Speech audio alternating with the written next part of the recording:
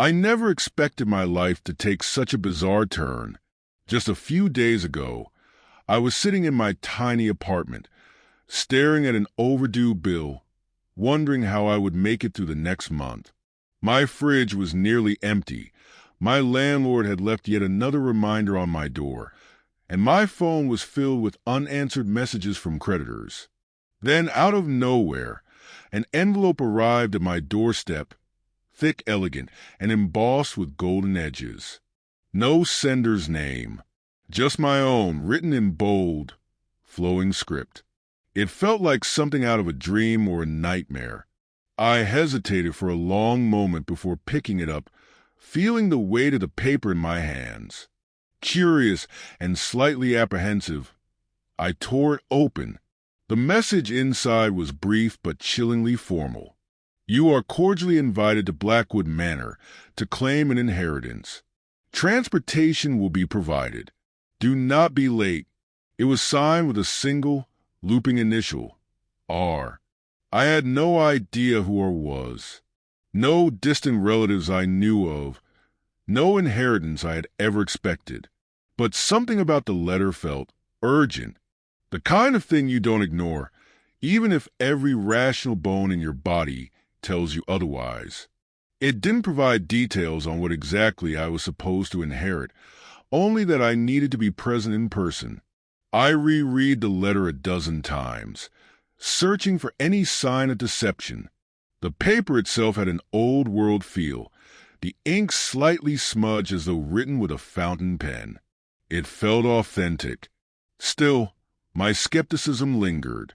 Scams came in all forms these days. Was this one of them? The instructions included a time and place. A sleek black car would be waiting outside my building the following evening.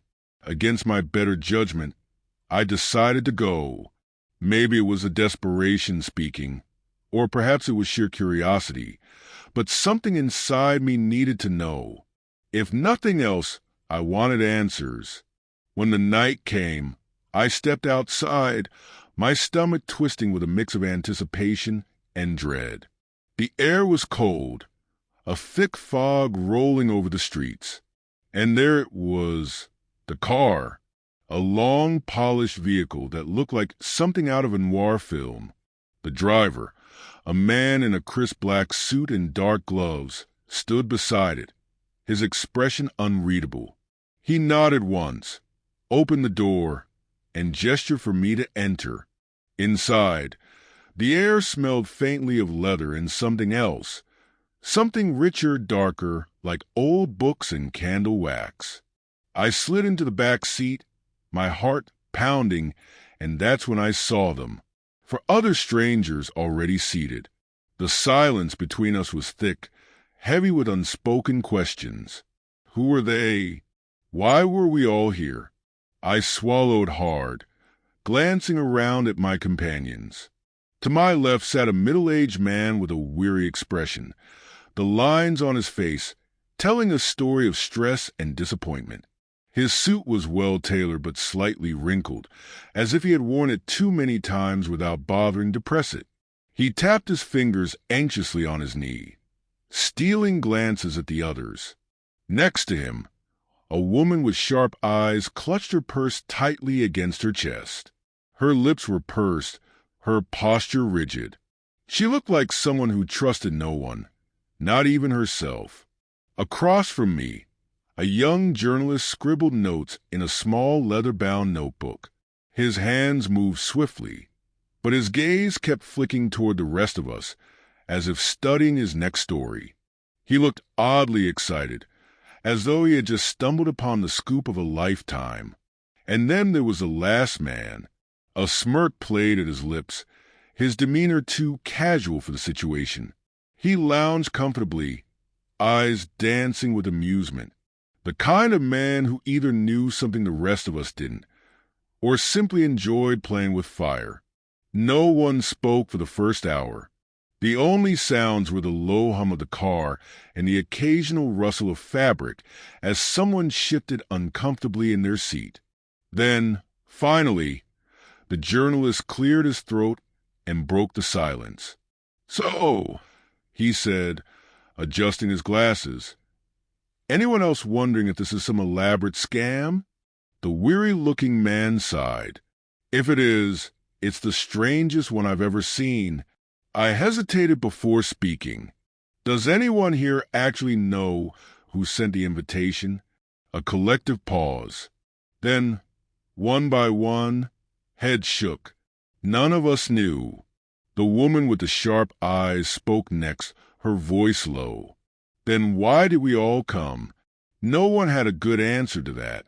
The weight of uncertainty hung over us, pressing down like an invisible force.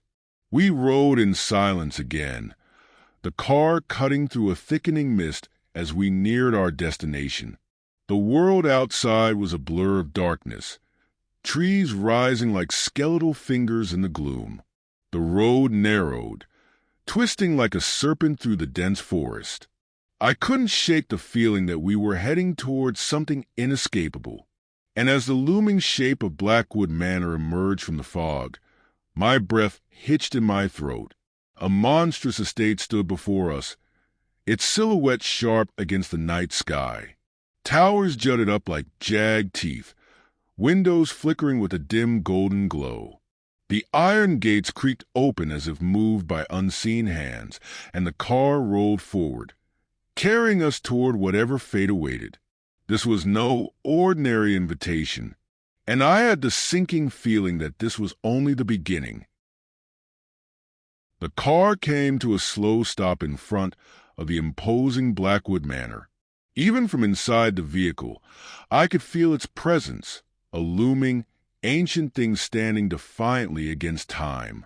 The mansion's stone facade was weathered, the iron lanterns on either side of the grand oak doors flickering with an eerie golden glow.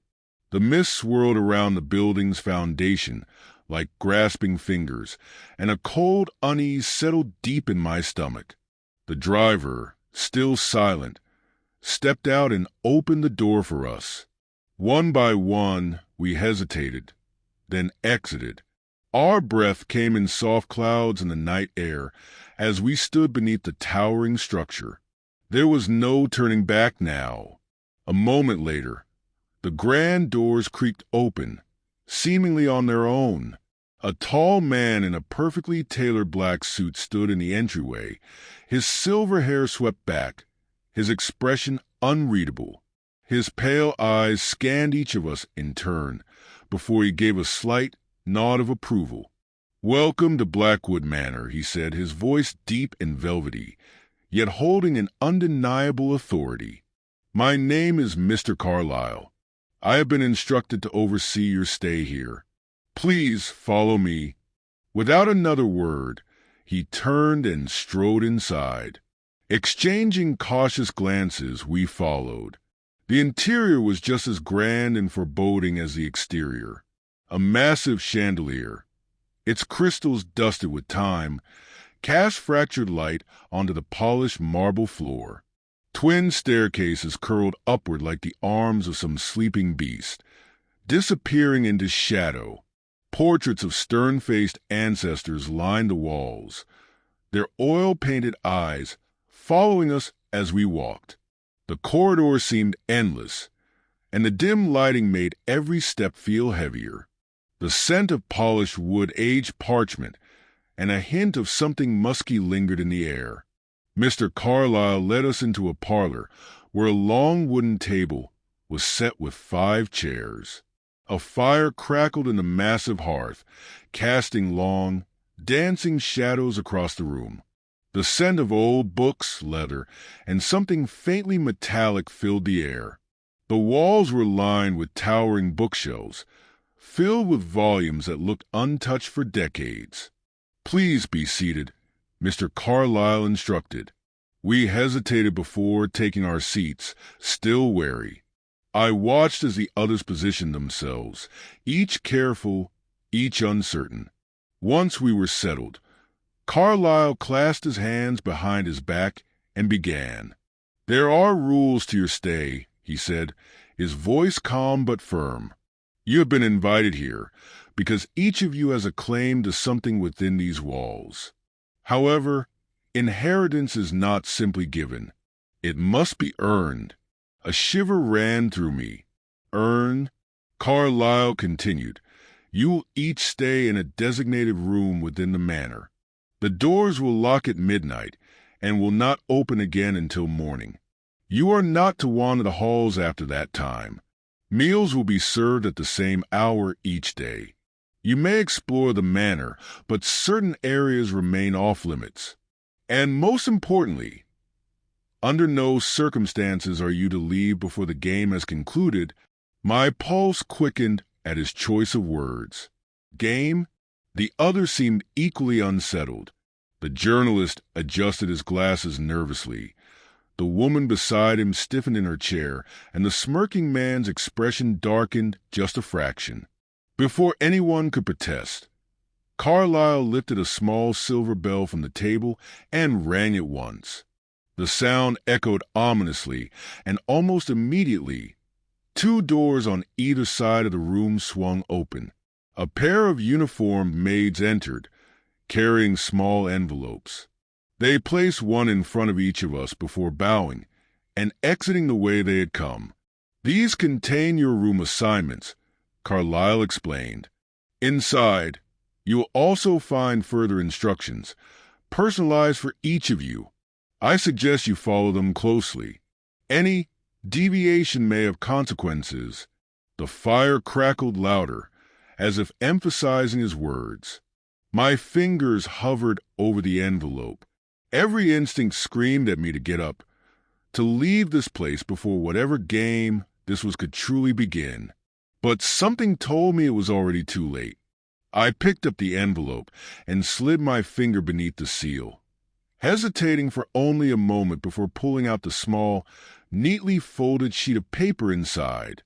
I glanced around at the others, each of them doing the same. The woman with the sharp eyes read hers in silence, expression unreadable. The journalist frowned, as if trying to make sense of a riddle. The smirking man actually let out a low chuckle. I swallowed and turned my gaze back to my own paper. Room 3, East Wing. A second note was scrawled beneath it in fine, cursive handwriting. Do not open your window. Do not respond to whispers. Lock your door before midnight. A cold sweat broke out on my skin. I looked up, meeting the journalist's gaze. He held up his paper slightly, as if to show me his message. It was different. Something in my gut told me we were not playing the same game. The moment I stepped into my assigned room, an unnatural chill seeped into my bones. The grand space was lavishly furnished. A towering 4-poster bed, heavy velvet curtains, and antique wooden furniture that exuded an air of forgotten luxury.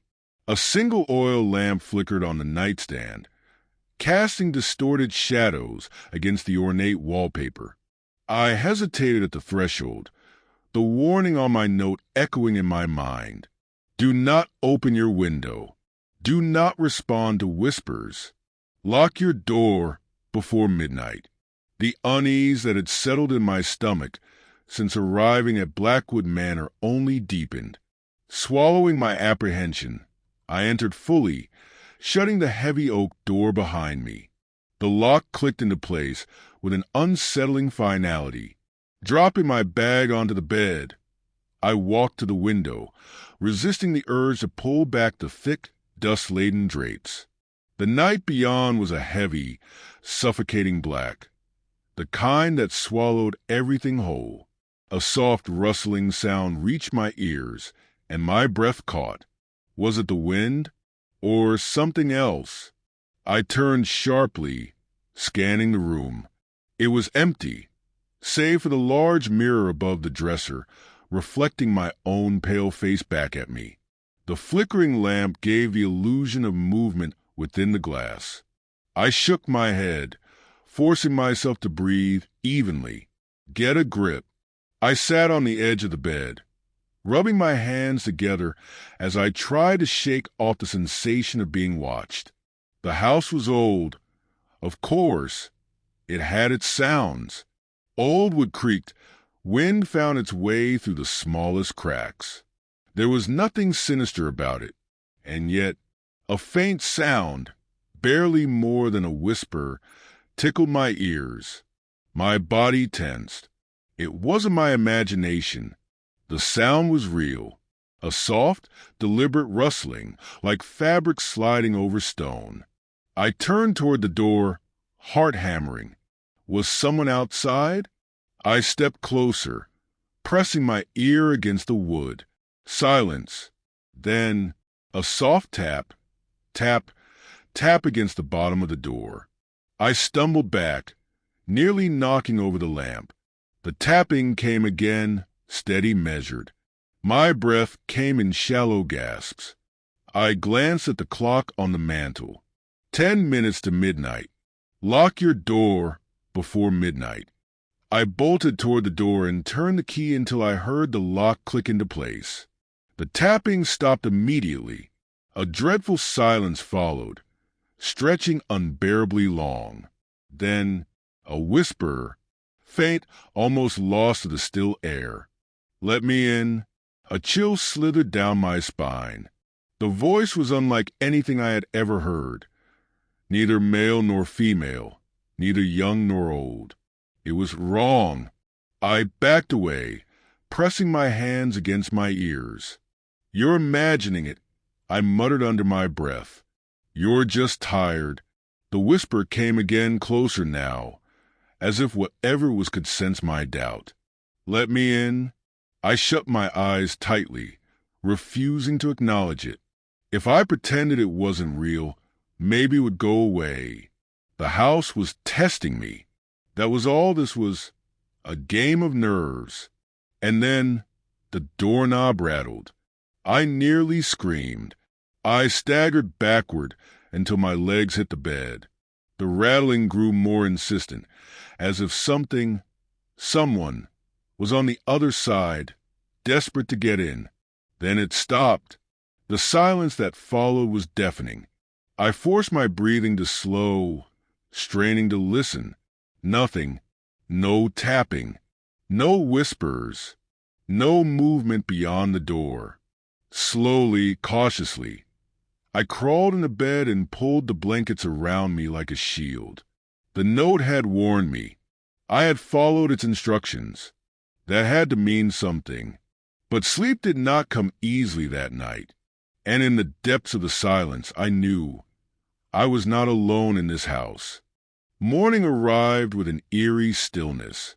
The golden rays of the sun barely penetrated the thick, dust-covered curtains, casting only faint slivers of light across the room. I had barely slept, my body rigid with tension from the events of the previous night.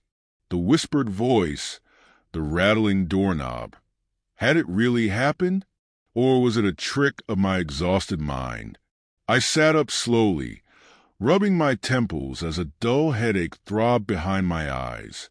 The air in the room was heavy, thick with the scent of aged wood and something faintly metallic. I hesitated before rising, glancing at the door. It was still locked. No sign that anyone had tried to enter again. With careful steps, I approached the small note I had left on the nightstand the night before. The same warning stared back at me. Do not open your window. Do not respond to whispers. Lock your door before midnight. I exhaled sharply and folded the note, slipping it into my pocket. Whatever this game was, it was far from over. A sudden knock at my door made me jolt. Breakfast is being served in the dining hall. A voice called, "Mr. Carlyle." His tone was calm, impassive, as if the house hadn't tried to consume me overnight. I took a deep breath and opened the door to find him standing there, his sharp eyes scanning me carefully. "Did you sleep well?" he asked, though there was something knowing in his gaze. I hesitated, then nodded. "Well enough." He offered a slight smile, one that didn't quite reach his eyes. "Then follow me." The hallway was silent as I followed Carlyle through the manor's labyrinthine corridors. The air was thick with dust, disturbed only by the faint movement of unseen drafts. The others were already gathered in the dining hall when I arrived. They sat in tense silence around the long wooden table, eyes darting toward each other with suspicion. I slid into an empty chair, my gaze settling on the journalist seated across from me. He looked pale, his hands gripping the edge of the table. The woman beside him, the one with sharp eyes, simply sipped at her tea, watching everyone carefully. Mr. Carlyle took his usual position near the fireplace, overseeing us like a watchful guardian. "I trust your first night was eventful," he said, his voice smooth. "I hope you all followed the rules." Silence stretched across the room. No one spoke. Carlyle nodded, seemingly satisfied. "Good. Then let us continue. Today, you may explore the manor as you see fit. However, there are rooms you will find locked and places you would be wise to avoid." I swallowed hard. "Avoid? Why?" He met my gaze, his expression unreadable. "Not all doors are meant to be opened." The words lingered, an unspoken warning curling through the air like smoke. After breakfast, I wandered the halls, drawn to the towering bookshelves in the manor's library. The scent of old parchment filled the air, and as I ran my fingers along the spines of the books, something peculiar caught my eye, a single volume jutting out slightly farther than the others. Without thinking, I pulled it. A soft click echoed through the silence, and suddenly, a portion of the bookshelf slid open, revealing a dark passage beyond. My pulse quickened. This wasn't part of the manor tour. Taking a hesitant step forward, I peered into the darkness. A narrow stone corridor stretched beyond the hidden doorway, the air inside thick and musty. A staircase led downward into the unknown. I turned back toward the main hall, glancing around. No one had seen me. I took a deep breath and stepped inside, the hidden door sliding shut behind me with a final, echoing thud. I was alone in the dark, and the only way was forward. The hidden passage swallowed me whole. The moment the bookshelf slid shut behind me, an oppressive silence settled around me, broken only by the sound of my own shallow breathing. The air was thick with dust, and something else, something damp and ancient. A faint, musty odor clung to the stone walls, and the temperature had dropped noticeably. I hesitated, my fingers brushing against the rough surface of the passageway. I could turn back, try to find a way to reopen the hidden door, but some part of me knew that wasn't an option. Whatever secrets Blackwood Manor held, they were meant to be uncovered, and something told me I was closer than ever. Taking a deep breath, I stepped forward. My footfalls echoed slightly, the only indication of space beyond the near total darkness.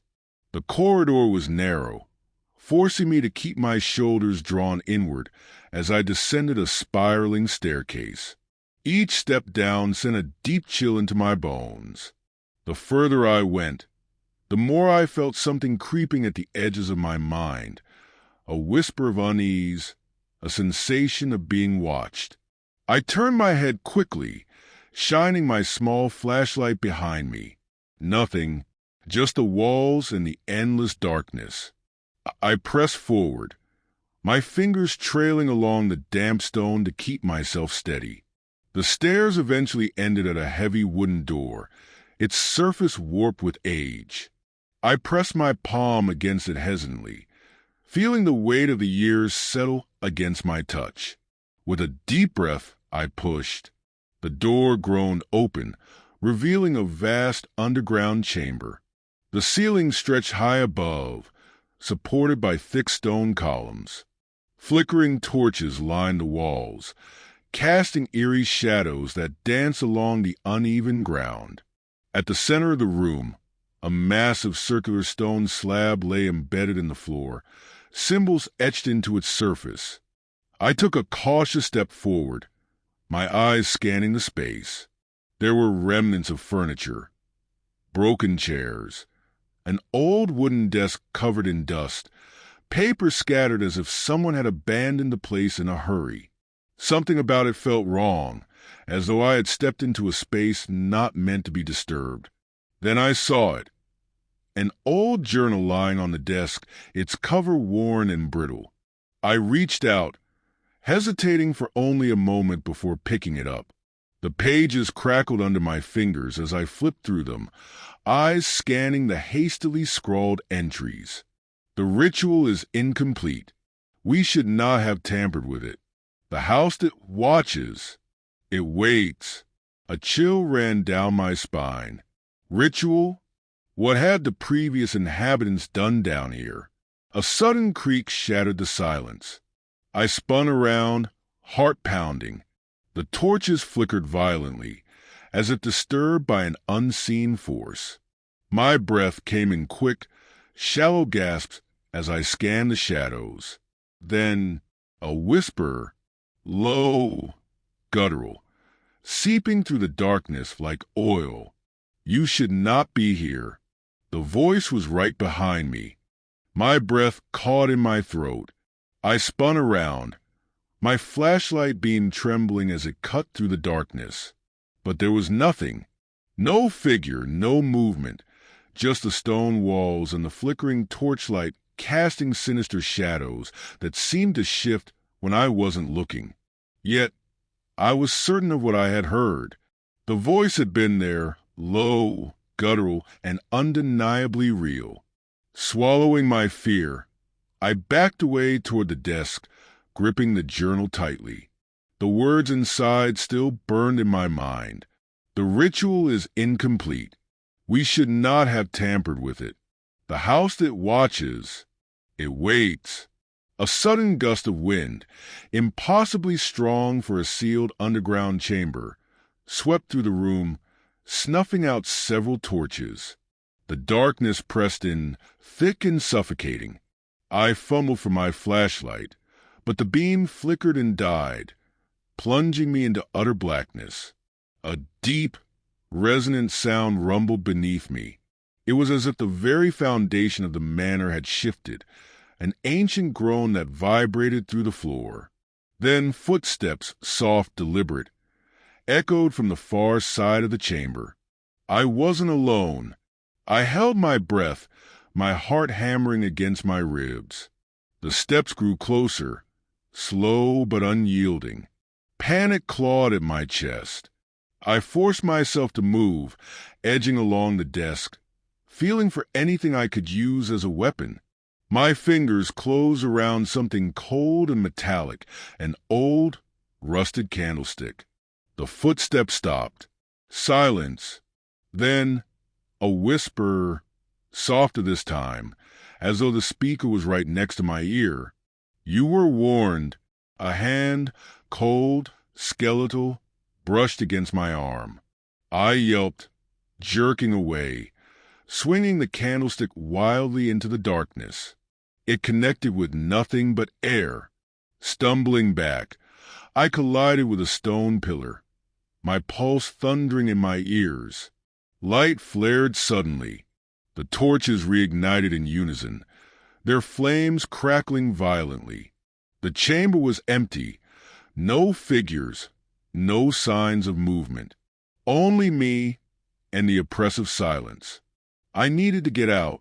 Clutching the journal, I sprinted back to the heavy wooden door. It groaned as I shoved it open, my footsteps pounding up the spiraling staircase. The air felt heavier, as if the darkness itself was trying to hold me back. Each step felt longer, the distance stretching impossibly. My breaths came in ragged gasps, and the walls around me seemed to close in, pressing against my senses like an unseen force willing me to turn back. I refused. Whatever I had uncovered in that chamber was something far worse than I could have imagined, and I had no intention of waiting to see what it wanted. At last, I burst into the hallway of the manor, gasping for breath. The air was different here, just as cold, just as foreboding, but without the pressing sense of unseen eyes burrowing into my soul. I slammed the hidden door shut, bracing my back against it as if that would keep whatever was inside from following me. The journal trembled in my grasp. I needed to find the others. I needed answers.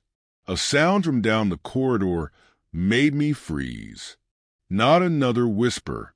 Not the shuffle of something unseen. This was different, distant, muffled voices. Human voices. Relief flooded my chest, but it was quickly replaced by a new kind of dread. What if they weren't the others? What if something else had found its way into the manor? I forced myself to move, keeping to the dimly lit edge of the hallway, my breath shallow. The voices grew louder, clearer. They were coming from the dining hall. A flickering glow spilled out from the doorway, casting long shadows onto the marble floor. I hesitated for only a moment before stepping inside. The others were there, seated around the long dining table, their faces pale, drawn. The journalist was hunched over a stack of old documents, flipping through them with feverish intensity. The woman with sharp eyes was gripping the arms of her chair, as if willing herself not to bolt. And Mr. Carlyle, ever poised, ever unreadable, stood at the far end of the table, watching them all with a knowing expression. They all turned to me the moment I entered. "You found something, didn't you?" the journalist asked, his voice tight with anticipation. I swallowed hard and lifted the journal. I think this place is more than just a house. It's a trap." Mr. Carlyle's gaze darkened. "Then you understand now," he murmured. "Blackwood Manor does not just keep secrets. It keeps those who uncover them." A cold shudder ran through me, and somewhere, deep beneath the manor, the stone chamber pulsed with unseen energy, waiting for its next victim. The room was thick with tension. The others stared at me, their expressions a mixture of fear and uncertainty. The journalist leaned forward, his fingers gripping the edge of the table. "A trap?" he echoed, his voice hushed. "What do you mean?" I hesitated, glancing down at the journal in my hands. The words inside had hinted at something sinister, something beyond what any of us had expected. "The house," I said finally, "it's alive. Or at least, it's aware." A scoff broke the silence. The man who had always worn a smirk, the gambler, as I had come to think of him, leaned back in his chair, shaking his head. "That's ridiculous," he muttered. "A house can't be aware." Mr. Carlyle, standing at the head of the table, watched us all carefully. His calm demeanor never wavered, but there was something in his gaze that made me uneasy. "You have all seen the signs," he said smoothly. "The whispers, the locked doors that open on their own, the shadows moving where they should not." The woman with the sharp eyes, Eleanor, I had learned, crossed her arms. "And now what?" she demanded. "Are we just supposed to sit here and let the house decide who stays and who disappears next?" The journalist tapped the journal.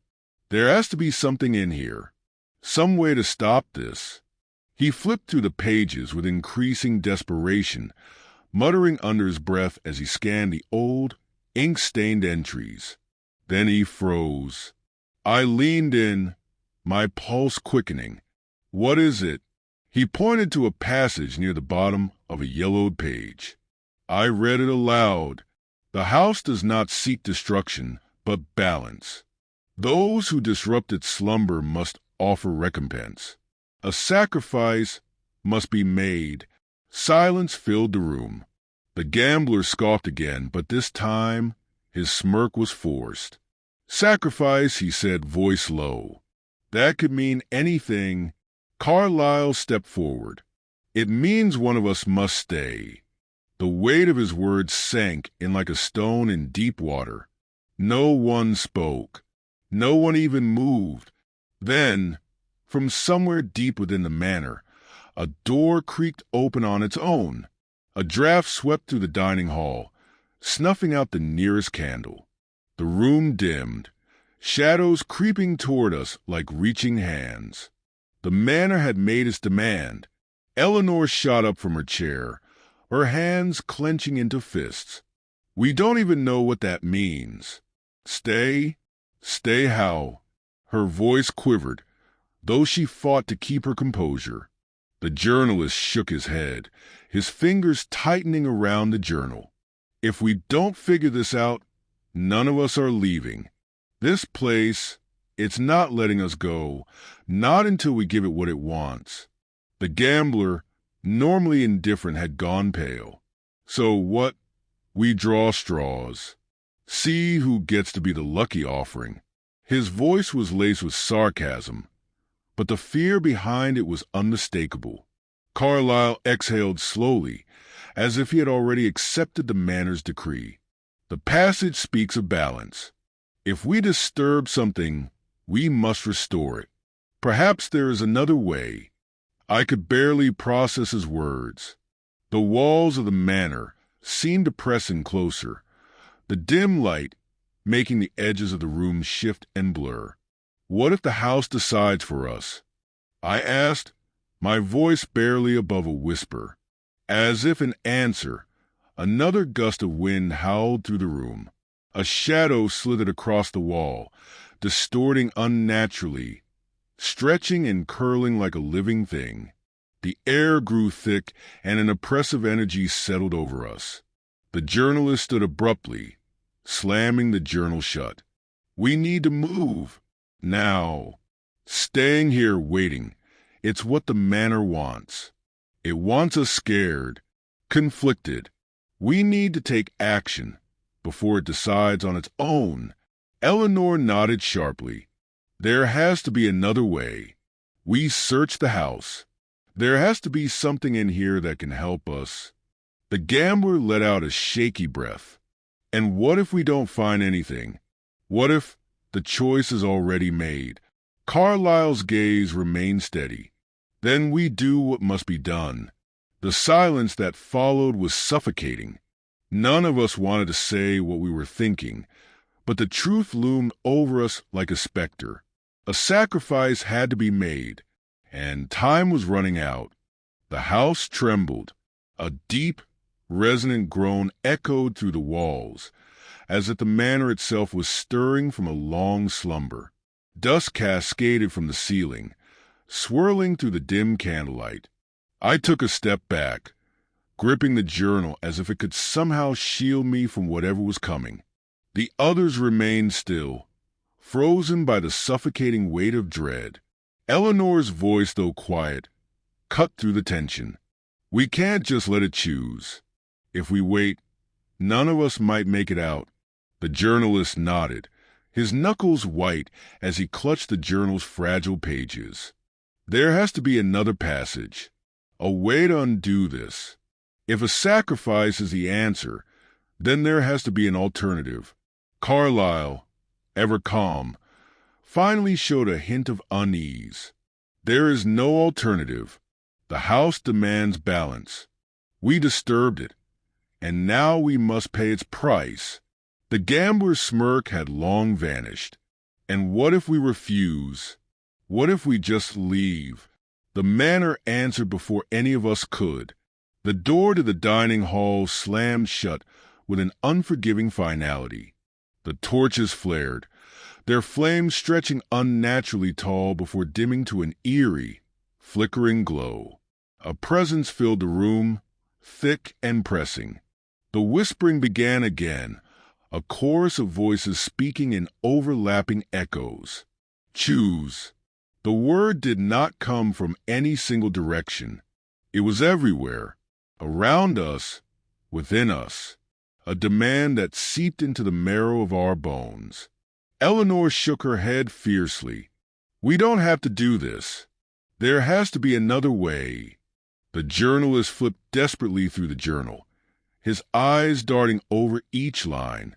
There's nothing about reversing it, only that it must be done. I swallowed hard. My pulse pounded in my ears as I glanced around at the others. Would one of us really step forward? Would one of us accept this fate? Carlyle's gaze was unwavering. If no one chooses, the house will take what it wants. And that may mean all of us. The room darkened further. The air grew colder. The shadows stretched. Then I realized something. Why had we been brought here? I flipped through the journal frantically, scanning the pages for something, anything that explained our purpose. And then I found it. The house had been a burial ground centuries ago, a place where 5 individuals were sentenced to death for crimes they may or may not have committed. The passage was clear. 5 must return to pay the debt of the past. A chill ran through me. We were chosen, I whispered. Each of us, we are connected to those 5 from long ago. Their descendants. The house is demanding payment for the sins of our ancestors. The gambler laughed. A hollow, broken sound. You know what? He muttered. I'm done playing this game. Before anyone could react, he lunged for the nearest torch and hurled it toward the far wall. The flames caught, licking hungrily at the curtains and tapestries. Smoke billowed instantly. Chaos erupted. Eleanor screamed. The journalist staggered back, coughing. The house let out an unearthly shriek, the very walls seeming to buckle under the weight of its rage. Run! I shouted. The doors burst open, releasing us into the hallway. The manor groaned and quaked, the structure itself rebelling against us. Shadows clawed at the walls, writhing, screeching. The fire spread, devouring everything in its path. We ran, down the halls, past the locked rooms and whispering corners, through the suffocating dark. The house did not let us go easily. Doors slammed shut just before we could reach them. The floor trembled beneath our feet. The air thickened, turning into something almost liquid, dragging at our limbs. I reached the grand entrance first, throwing myself against the door. Locked. Help me, I gasped. The others joined, pushing, slamming, clawing at the wood. The house howled around us, furious and unwilling to release its prey. Then, a single, resonant chime. The house fell still. The pressure eased. The whispers silenced. Behind us, through the thick smoke, I saw him, the gambler. He stood in the center of the burning dining hall, staring at us. A flicker of realization dawned on his face. His smirk faded, replaced by something closer to resignation. He turned back toward the flames. This was never going to let us all go, he murmured. I was always meant to stay.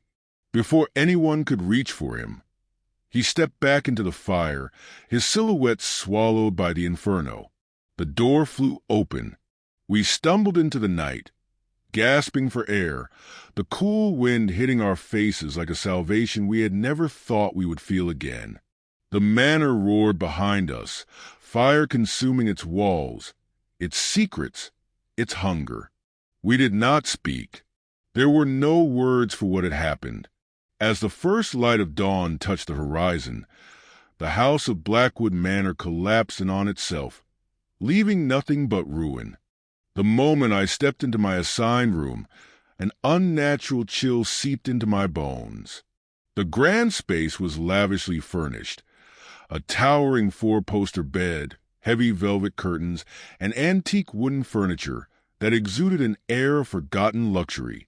A single oil lamp flickered on the nightstand, casting distorted shadows against the ornate wallpaper. I hesitated at the threshold, the warning on my note echoing in my mind. Do not open your window. Do not respond to whispers. Lock your door before midnight. The unease that had settled in my stomach since arriving at Blackwood Manor only deepened. Swallowing my apprehension, I entered fully, shutting the heavy oak door behind me. The lock clicked into place with an unsettling finality. Dropping my bag onto the bed, I walked to the window, resisting the urge to pull back the thick, dust-laden drapes. The night beyond was a heavy, suffocating black, the kind that swallowed everything whole. A soft rustling sound reached my ears, and my breath caught. Was it the wind, or something else? I turned sharply, scanning the room. It was empty, save for the large mirror above the dresser, reflecting my own pale face back at me. The flickering lamp gave the illusion of movement within the glass. I shook my head, forcing myself to breathe evenly. Get a grip. I sat on the edge of the bed, rubbing my hands together as I tried to shake off the sensation of being watched. The house was old. Of course, it had its sounds. Old wood creaked. Wind found its way through the smallest cracks. There was nothing sinister about it, and yet a faint sound, barely more than a whisper, tickled my ears. My body tensed. It wasn't my imagination. The sound was real, a soft, deliberate rustling, like fabric sliding over stone. I turned toward the door, heart hammering. Was someone outside? I stepped closer, pressing my ear against the wood. Silence. Then a soft tap, tap, tap against the bottom of the door. I stumbled back, nearly knocking over the lamp. The tapping came again, steady, measured. My breath came in shallow gasps. I glanced at the clock on the mantel. 10 minutes to midnight. Lock your door before midnight. I bolted toward the door and turned the key until I heard the lock click into place. The tapping stopped immediately. A dreadful silence followed, stretching unbearably long. Then a whisper, faint, almost lost to the still air. Let me in. A chill slithered down my spine. The voice was unlike anything I had ever heard. Neither male nor female, neither young nor old. It was wrong. I backed away, pressing my hands against my ears. You're imagining it, I muttered under my breath. You're just tired. The whisper came again, closer now, as if whatever was could sense my doubt. Let me in. I shut my eyes tightly, refusing to acknowledge it. If I pretended it wasn't real, maybe it would go away. The house was testing me. That was all this was, a game of nerves. And then the doorknob rattled. I nearly screamed. I staggered backward until my legs hit the bed. The rattling grew more insistent, as if someone, was on the other side, desperate to get in. Then it stopped. The silence that followed was deafening. I forced my breathing to slow, straining to listen. Nothing. No tapping. No whispers. No movement beyond the door. Slowly, cautiously, I crawled into bed and pulled the blankets around me like a shield. The note had warned me. I had followed its instructions. That had to mean something. But sleep did not come easily that night. And in the depths of the silence, I knew I was not alone in this house.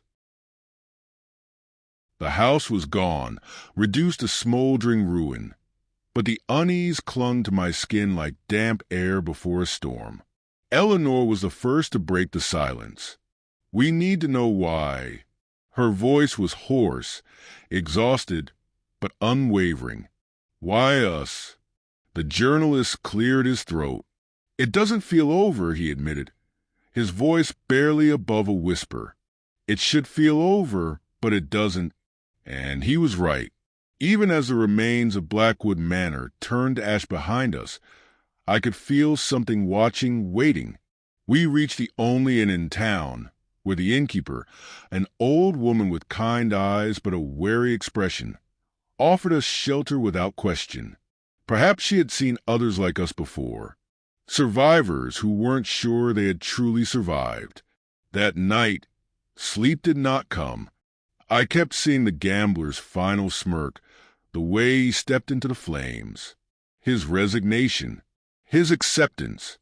Had the house taken what it wanted, or had it merely allowed us to leave? A knock at the door made me jolt upright. My breath caught in my throat as I glanced at the others. No one moved. The knock came again, measured, deliberate.